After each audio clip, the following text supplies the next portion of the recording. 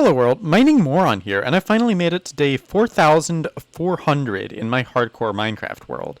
As you can see behind me, I've made a bit of progress since day 4200, and I'm really excited to show you what's in the new buildings, so let's get going.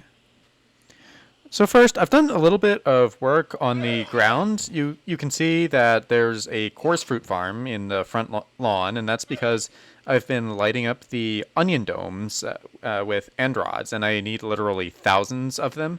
And also, the bee breeding area has been removed. That's because the honey farm, the honey building, is complete. And finally, we have a few more llamas, a few more wandering traders tragically tripped and fell here, so we have these llamas. So yeah, let's go inside the honey building and take a look. If we go in here, we can see the first floor where we have a honey farm that has already produced a bit of honey for me. This is super useful for not only farms and flying machines and the like, but also some decorative projects that I have planned for later on in this build.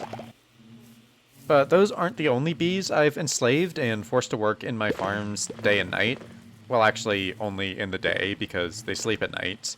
If we go to the second floor, then we will find my honeycomb farm, which is literally the same as the honey bottle farm, but we have shears and dispensers instead of honey bottles.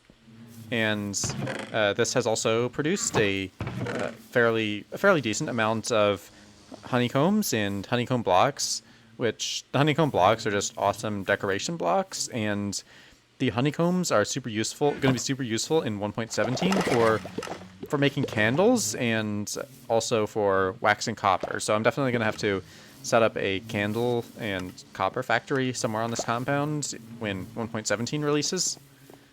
And finally, you may be wondering what I did with all the bee nests. I did not throw them away. I moved them to this little meadow thing up here.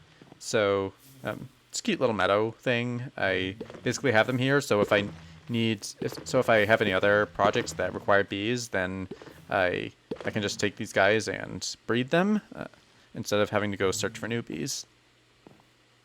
Did an Enderman put that block there? How rude.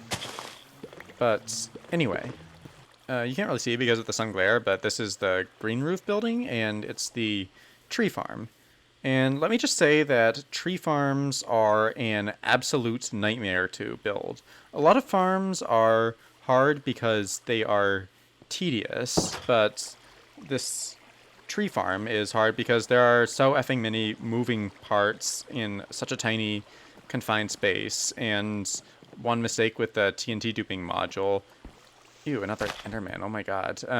One mistake with the TNT duping module can blow this whole thing up, which totally didn't happen to me once or twice. Nah, it happened like 3 times because I'm a total moron. And anyway, this farm works if we take some saplings and continuously stand over in this corner with the farm turned on, then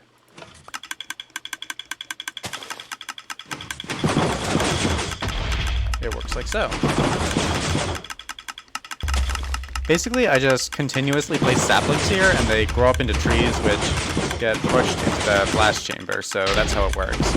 And major props to a YouTuber called Dusty Dude for making the tutorial. There's no way I would be smart enough to design this by myself, but I'll leave a link to it in the description in case you want to try it for yourself.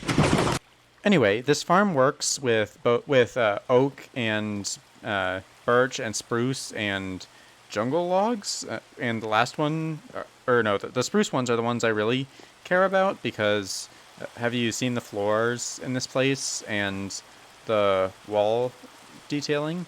Yeah. And this farm, alas, does not work with dark oak and acacia. I think I might just for the sake of completeness, I might have a dark oak farm in the upper half of this building and an acacia farm, I guess, somewhere, but yeah, that's just for completeness, because honestly, those are the two kinds of woods that I've used the least, like only a few hundred of each in this entire world. While we're on the subject of trees, this building right here with the red roof is gonna be where I put, or try to put, Ray's Works Fungus Farm, because, and I say try, because this farm is huge and monstrously complicated. Even the block by block tutorial I found was like almost an hour long and required a lot of expensive materials, so I have no idea how I'm gonna pull this off, especially with me being bad at Minecraft. But I hope that I can pull it off, because seriously, fungus farms are super OP. You can get, like, the automatic kinds. You can get, obviously, infinite wood, and also infinite bone meal, and also infinite warp blocks and shroom lights, and also, if you craft the wood into sticks and sell it to your army of villagers, you can get infinite emeralds. Now, what army of villagers, you might be asking? Well, I'm glad you asked. Hear that noise? Yeah, I've had to deal with that cacophony on my compound for days, and now you're gonna have to deal with it too. I have a villager tank down here, and it's getting so many villagers that a lot of them are suffocating for some reason when the babies grow up, and I'm gonna definitely have to build a better holding tank. Oof, yeah, one just died for some reason, I don't know why.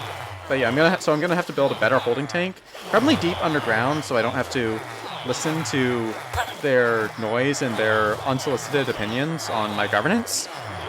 Anyway, the reason I have so many villagers is because building number 5, orange roof here, is going to be, it is a 7-story tall, infinitely automatic villager breeder, and it's in spawn chunks. Like, it's only a handful of blocks away from world spawn. Like, world spawn's right over there. So, yeah, I'm basically going to get a villager per minute or so, literally any time I'm in the overworld. And unless I turn it off, and honestly, why would I do that? Lag? What lag? I think someday I might want to have each floor have villagers from a different biome to introduce some much needed diversity. Because right now, all my villagers are taiga villagers, which look horrible in say, a desert or jungle base if I ever built those. Also, last video, I sacrificed a sheep to the algorithm gods, and I don't think it really worked out because my video only got about 200 views, so let's see if maybe a villager is what the algorithm gods really want. Yeah, villager. I hope that your blood quenches the thirst of the algorithm gods. Amen. So yeah, that's pretty much it for now. By day 4600, I'm hoping to have all these small towers complete and finally begin to show you what I have planned for the central tower. Also, we just reached 1,000 subscribers the other day, and thank you so much. I'm amazed that 1,000 people actually like what I do, and it feels super awesome to have that 1K on my profile. And I could not have done that at all without you, so believe me, you're all absolute legends. But that's not my only announcement. I figured that it would be good for the community to have a place to hang out and chat about hardcore Minecraft and really Minecraft in general. So allow me to present the new Mining Morons Discord server. Here's a link to join. It'll also be in the description and on my channel page. See you in the next video.